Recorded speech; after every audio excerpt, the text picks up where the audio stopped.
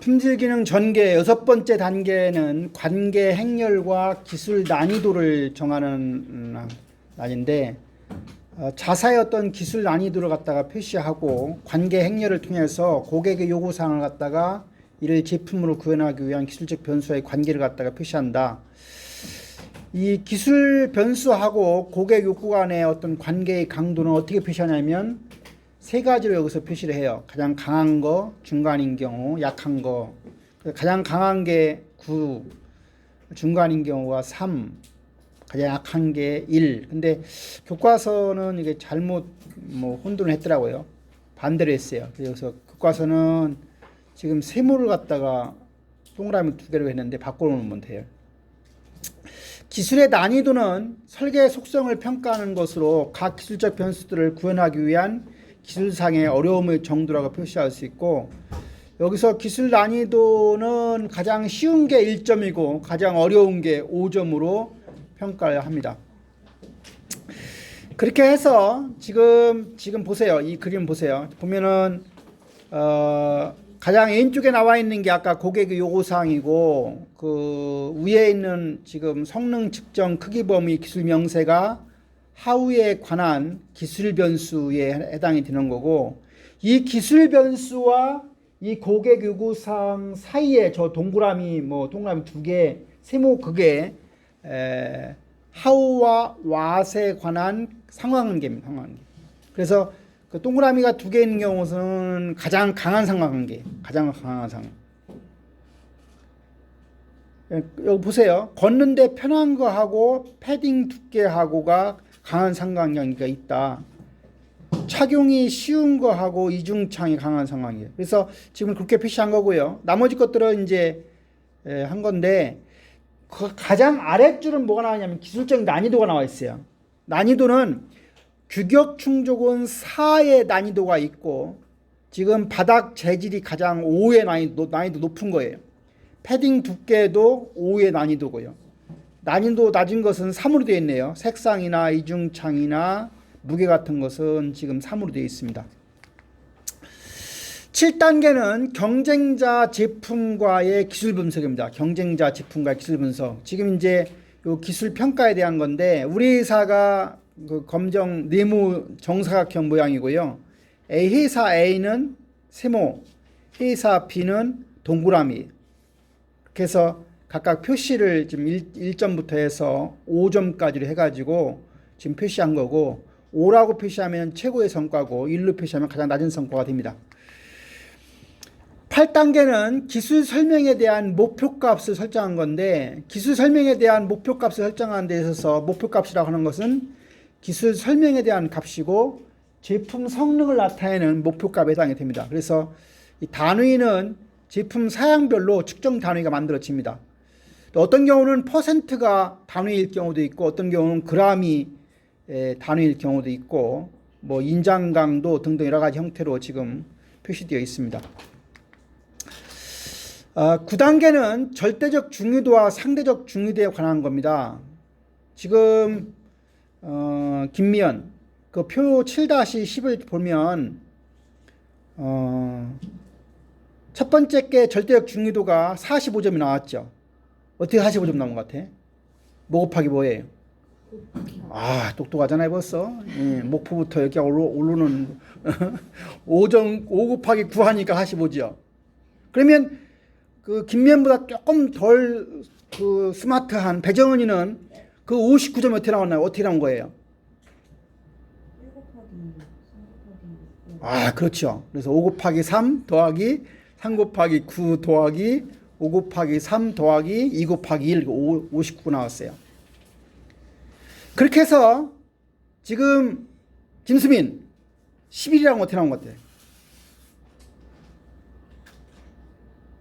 11.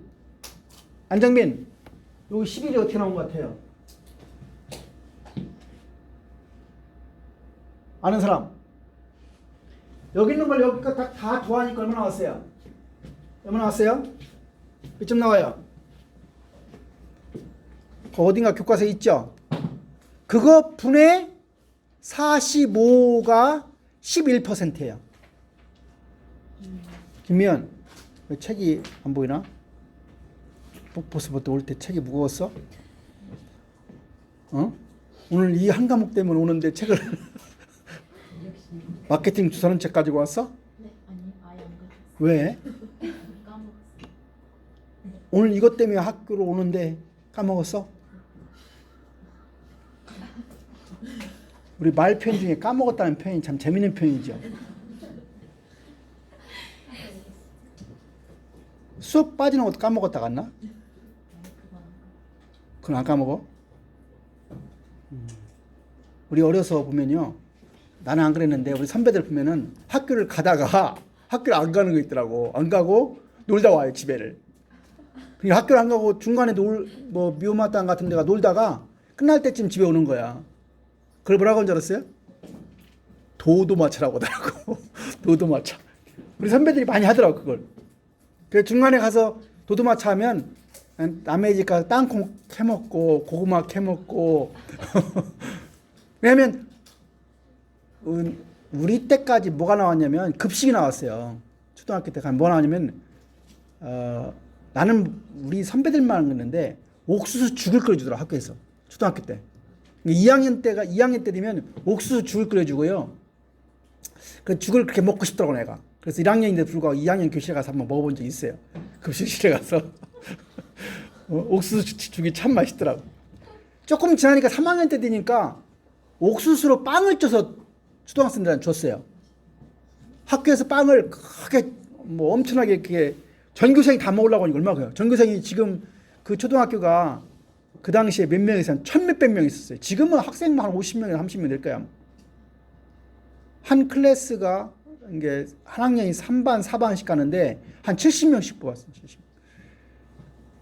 빵을 쪄준 적 있었고 조금 지나니까 금방 또 바뀌더라고. 빵을 쪄주지 않고 빵을 이렇게 만들어서 그 하루에 빵을 한 500개 정도 오는데 다 주는 게 아니라 가난한 사람만 줘요.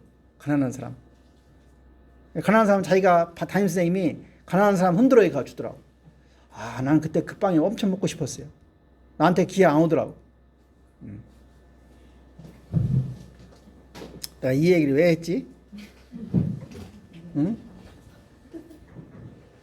네, 김미연이가 책을 안 가지고 와서 그 책이 안 가져온 걸 가지고 얘기하다 보니까 삼천포로 빠졌죠. 삼천포 사람들 어때요? 기분이 나쁘죠? 응? 기분이 나쁘죠? 그 표현을 쓰는 게 좋은 말이에요? 좋은 말 아니에요? 삼천포로 빠졌다는 말이 좋은 말 아니잖아요. 근데 왜 그렇게 나온 줄 알아요? 6.25 때 전쟁 시절에 그 삼천포에는 항구에서 이제 불빛이 어두운 데서 밤새도록 노를 저어서 그 항구를 벗어나려고 했는데 가보니까 간 곳이 출발한 곳이야. 돌다 보니까. 그래서 잘못 갔다고 해서 거기서 삼천포로 빠졌다는 말이 나왔어요. 요새는 삼천포가 뭘로 바뀌었어요? 도시 이름이? 그 동네가 공항이 있어요. 무슨 공항이 있어요? 사천공항. 그게 요새는 삼천포 그게가 아마 사천시 이렇게 사천도 별로 좋은 의미는 아닌 것 같은데 하여튼 사천으로 바뀌었을 거야.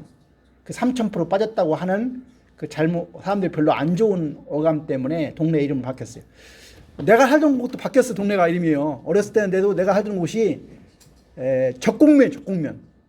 적곡면이니까 붉을 적자에다가 계곡국을 썼어. 그러니까 붉은 동네 같잖아요. 그래서 1980년도 경에 바뀌었는데 이름이 동네 그 앞에 뜰을 이름을 줘가지고 장평면으로 바뀌었어요. 또 옆에 있는 사양면이라고 하는 동네가 있는데요. 사양이라는 말 뜻이 뭐예요? 영어로 하면 디클라인, 지금 점점 쇠퇴하는 것 같잖아요. 그 동네 바뀌었어요. 어떻게 바뀌었어요? 남양면으로 바뀌었어요. 그러니까 우리의 어떤 동네 같은 거 이름 같은 경우가 그 잘못 졌을 때 좋은 의미를 아닐 때 바꾸죠. 개인 이름도 많이 바꾸는 사람 많죠. 별 생각 없이 졌는데 다른 사람들이 그 이름을 갖다가 뭐 골리는 데 쓰거나 그렇죠. 본인이 보기에도 별로 그렇게 긍정적인 의미를 안 가지면 바꾸게 되는데 여기 학생들 중에서 그런 이름 있나요? 여러분들은 뭐 어머니 아버지들이 아주 다 이름을 좋은 이름을 지은 것 같아. 배정은 어때? 정은이라는 이름이. 우리는 북한 정은 때문에 별로 어? 응? 우리 집사람 정은인데 어제 누가 죽었죠? 어제 누구 죽였죠? 네. IS 그 시리아 쪽에 그러니까 결국은 그 역사를 보면 미국한테 찍히면 다 죽었어요. 그 역사가 누구한테 가요? 리비아에 누구예요? 아프리카 리비아에 우리나라 대우에서 엄청나게 공사를 많이 했던 리비아에 카다피라고 하는 유명한 대통령이 있었는데 그 사람도 결국은 미국에서 결국은 죽었죠. 오사마 그 사람도 결국은 그 9.11 테러 일으키고 했던 그 사람도 결국은 죽었죠. 이번에 어제 시리아에 또 그 사람도 죽었죠. 이제 죽을 사람이 또 한 사람 남았지, 그렇죠? 그렇죠. 누구라고는 말을 안 하겠어요. 다 우리가 생각하는 사람이 죽어야 될 것 같아요. 이 세계의 평화가 올 것 같아요. 그래서 9단계는 절대적 중요도와 상대적 중요도에 관한 건데 각 항목별로 고객의 중요도와 각 항목의 점수를 곱한 값을 합하게 되면 절대적 중요도가 나옵니다. 그래서 절대적 중요도를 가지고 제품의 어떤 기술 측면이 고객에게 가장 중요하다는 것을 알게 된다. 마지막 단계 10단계는 상관관계 행렬을 보이는 건데 이 상관관계 행렬 콜레이션 매트릭스는 기술 특성 간 기술과 기술 그러니까 아까 그 위에 나와 있는 그 기술 특성 간의 상호 관련성을 표현한 게 상관관계 행렬입니다. 기술적 요소 사이의 상관관계를 얘기하는 것이고요. 이 상관관계 행렬은 품질이 집에서 마지막 사용되는 항목입니다. 일반적으로 설계팀 구성원들은 각 기술 설명이 서로에게 어떤 영향을 미치는지를 갖다가 이제 리뷰해 봐야 되고 설계팀은 기술 명세서 간의 강한 부정적인 관계는 물리적 모순이 있음으로 해서 제거할 필요가 있고 측정치들 간의 상호 간의 트레이드오프 상쇄관계에 대한 분석도 할 필요가 있다. 예를 들어서 출력이 높은 엔진을 쓰게 되면 연비가 떨어집니다. 여러분들 자동차 같은 경우에 자동차가 안전하면 연비가 올라가 내려가요. 예, 자동차가 안전하면 연비가 올라가요. 좋아요, 나빠요? 연비가 좋아져요, 나빠져요? 자동차가 안전하면. 자동차가 안전하다는 이야기는 자동차의 무게가 무거워진다는 얘기예요. 그러니까 강판 같은 것이 1mm 쓰는 게 아니라 3mm, 5mm로 강하게 가는 거 아니겠어요? 그렇게 해야 뭐 부딪히거나 하면 쭈그러지지 않아서 안전한 거 아니겠어요? 그러니까 결국은 자동차가 안전하다는 얘기는 연비는 나빠지는 거예요. 연비 나빠지는 거. 출력과 연비는 대체로 강한 부정적인 상관관계이기 때문에 달량 우리가 아는 거죠. 두 개의 서로 대립되는 항목을 개선해서 목표를 달성하기 위해서 시간이 많이 소요되고 혁신이 요구된다. 이제 우리가 일반적으로는 안전하면 연비가 나빠진다 했지만 그 재질이 그래서 비행기는 그 옛날에 뭘 쓴다고 해요? 두랄루민이라는 말 알아요? 들어봤어요? 그러니까 두랄루민을 쓰면 강도가 있으면서도 어때요? 가벼운 그런 게 좋은 거죠. 그러니까 저 어떤 재질을 바꾸는 거. 그래서 우리가 상호간 행렬은 뭐 강한 긍정적인 관계는 플러스 2개, 뭐 중간 긍정적인 관계는 플러스 하나, 마이너스 이런 걸 우리가 되게 표시를 하게 됩니다. 이렇게 해서 우리가 품질 기능 전개의 마지막 품질의 지배 모양을 보면 이런 형태로 우리가 그림을 그리게 돼요.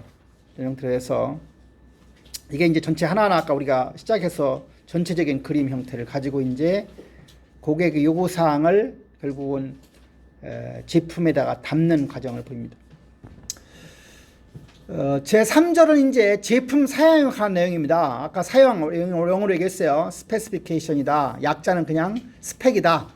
스펙이다 할 때는 SPEC하고 점을 찍는 거예요. 가운데 점 SPEC 스펙. 여러분들도 뭐 이제 대학 졸업할 때 되면 스펙이 뭐냐라고 하는데 스펙이 중요해요, 안 중요해요? 스펙 중에 이제 예를 들어서 학교 성적표를 뛸 때 있잖아요, 여러분들이요. 혹시 성적표가 내가 과외에서 성적이 밀린다고 하면은 색연필을 두 가지 띄는 방법이 있어요. 그 서열 등수가 나오게 띄는 방법이 있고, 서열을 찍어 달라고 안 하면 안 찍어줘요. 그러니까 자기가 서열이 나쁘다고 하면 서열이 안 나오게 찍어달라고 하면 돼요. 서열이 1, 2, 3등에서 좋으면 찍어달라고 하면 되는 것이고, 예. 그러니까 아무 얘기 안 하면 찍어줄 거예요. 예. 제품 사양은 제품이 수행할 것을 정확하게 측정할 수 있도록 상세하게 설명한 것이 바로 제품 사양이다. 그래서 설명서, 사용 재료의 종류, 뭐 등급, 공법 이런 것들이 도면에 나타나기 어려운 것을 자세히 쓴 설명서가 바로 제품 사양인데, 제품 사양서는 바로 재료나 설계나 제품이나 서비스 등에 만족되는 문서로 된 요구사항을 얘기한다. 제품이 무엇을 할 수 있는가를 명확하고 측정 가능한 형식으로 표현하는 게 바로 제품 사양이다. 그래서 제품 사양이라고 하는 다른 말로 제품의 요구사항이나 또는 기술 사양이라고 하는 용어하고 거의 같은 용어로 여러분들이 생각하면 되겠습니다. 그래서 제품 사양을 고안하는 목적은 바로 최종 제품의 필요사항을 명확하게 정의하기 위해서 이제 그런 걸 정한다. 이러한 제품 사양을 우리가 창안하는 목적은 뭐냐? 왜 이런 제품 사양을 갖다가 이제 만드느냐 하는 것은, 이런 제품 사양이 나오게 되면 이 프로타입, 원형이라고 하는 것을 검사 계획에 대한 근거를 제공해주고, 이걸 통해서 우리가 부적절한 제품을 설계하는 것을 찾아내서 고객의 요구를 걷다가 더 잘 충족시킬 수 있게 하기 위한 목적이다. 그래서 제품 사양을 잘 만들어 놓으면 이걸 통해서 우리가 설계를 하는 거나 또는 만드는 그런 시간을 절약할 수가 있고, 또 제품 사양을 잘 우리가 통해 가지고 소통을 하게 되면 경영층하고 고객이 욕구 충족을 갖다가 조기에 조정을 하는데도 이런 사양이 도움이 됩니다. 두 번째, 이해관계자들. 뭐 이해관계 많이 있겠죠. 생산부서도 이해관계자고, 마케팅부서도 이해관계자고, 정부도 이해관계자인데, 그런 이해관계자들이 제품 사양을 어떻게 보느냐. 그래서 그 제품을 사용하는 최종 사용자라고 하면 제품 사양 갖다가 사람들이 어떻게 생각하냐면 성능이 바로 제품 사양이라고 생각할 수도 있고요. 그 제품의 기능, 경제성, 사용성, 신뢰성, 내구성, 다용도, 안전성, 유지, 신뢰 이런 것들 전부 다 최종 사용자 관점에서 제품 사양을 그렇게 본다는 거예요. 판매하는 사람, 관리하는 입장에서는 어떻게 보느냐? 제품 사양을 원가로도 보고요, 성능이라도 보고, 안전성, 견고성, 인체공학, 장기 보증, 고장 시간, 운영 비용. 인체공학이란 말 아나요? 그래서 인체공학적 설계 뭐 그런 말 하죠. 예를 들어서 뭐 의자 하면은 인체공학적 설계. 그러면 인체공학이라는 사람의 어떤 그 편리하고 이용하기 쉽고 또 건강에 좋은 쪽으로 설계가 잘 되면 인체공학적 설계가 됐다는 거예요. 정부와 사회의 관점에서 우리가 제품 사양을 보는 관점은 이 법률의 어떤 일치감 이런 것도 보고요. 공공의 안전성이 있느냐, 건강 촉진하느냐, 환경 보호가 있느냐, 사회의 만성적인 문제에 대한 해결 방법이라고도 사양을 보고, 교통, 에너지, 소음, 남용, 범죄, 다양성, 안전, 사회적 관용 이런 측면에서 우리가 제품 사양을 보게 된다.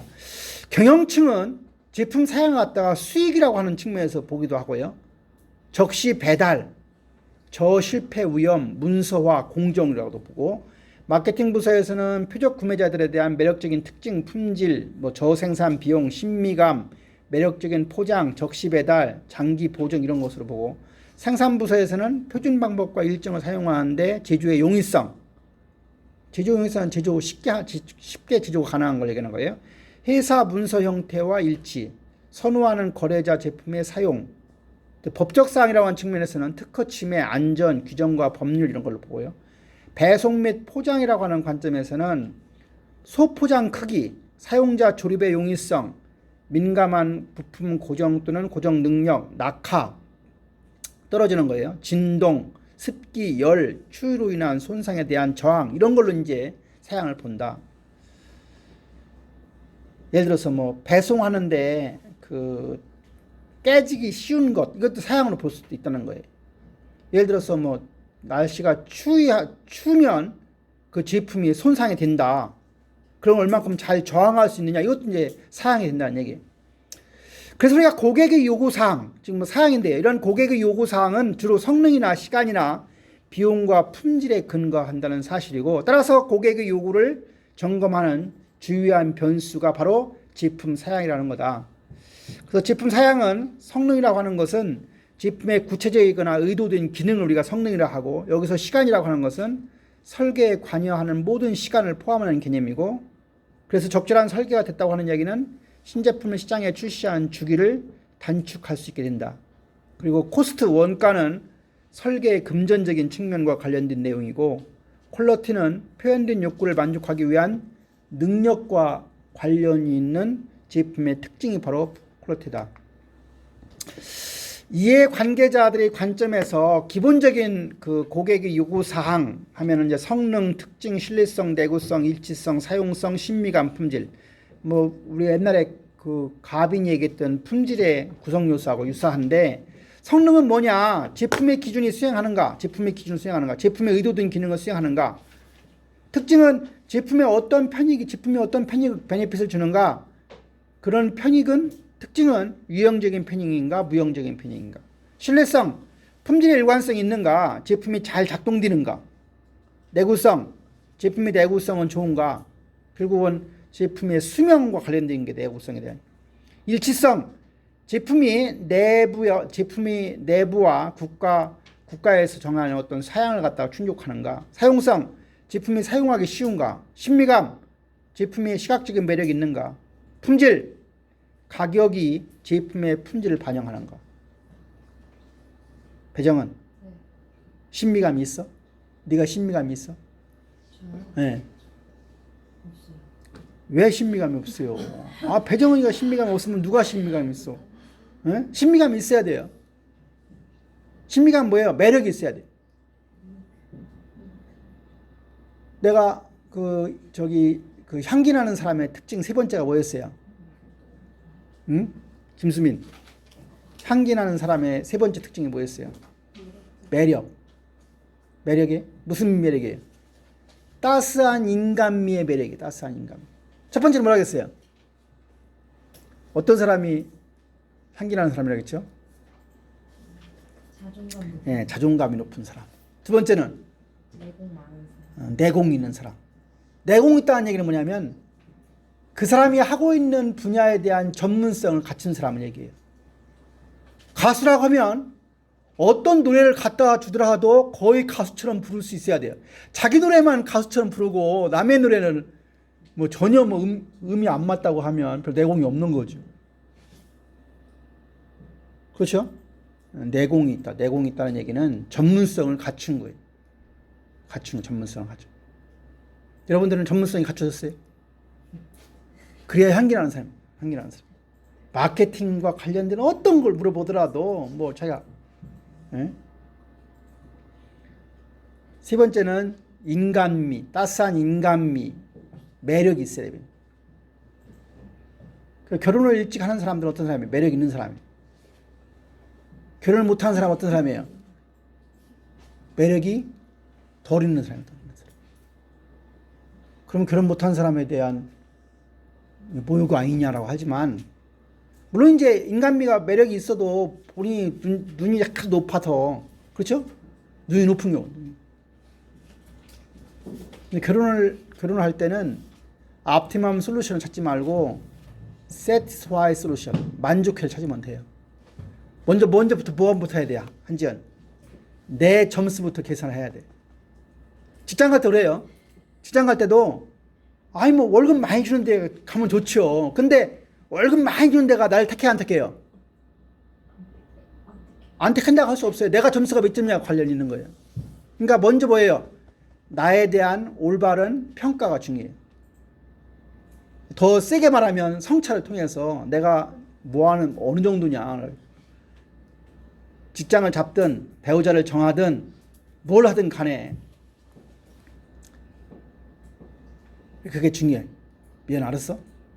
책을 가져오느냐 안 가져오느냐 그것도 중요하지만 그것도 중요한 거로.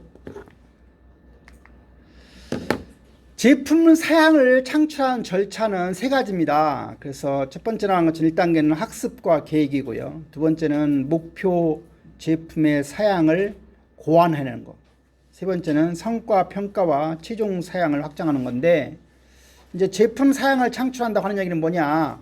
고객의 욕구를 제품이 작동하는 수치값으로 전환하는 것이 제품 사양입니다. 제품 사양서를 창출하기 위해서 고객의 욕구를 조사해서 고객 욕구 서술문을 만드는 것. 지난번에 서술문 얘기 했었어요. 그때 뭘로 가지고 했었죠? 서술문?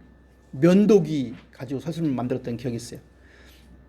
회사의 비전이나 사업 목표에 근거 의거해서 우리가 사명, 미션에 대한 서술문을 작성하게 된다. 첫 번째 우리가 이제 제품 사양 창출 절차와 관련해서 그 다음 사례는 고객 욕구 서술문을 토대로 해서 작성한 잡초 제거기. 여러분들 뭐 이제 추석 때 되면 그 금초라는 거 하죠. 묘에 이렇게 풀난 거 깎잖아요. 막 소리가 왱 소리 나죠. 근데 혹시 그 금초 기계를 한번 어깨에 짊어지고 한번 깎아본 적 있어요? 안 해봤어요? 허진혁도 안 해봤어? 뭐 해보면 뭘 느낄 거예요. 어때야 좋아요? 여러분들 집에 잔디를 깎는다. 기계가 어때야 좋아요? 가벼워야 좋겠어요. 가벼워요.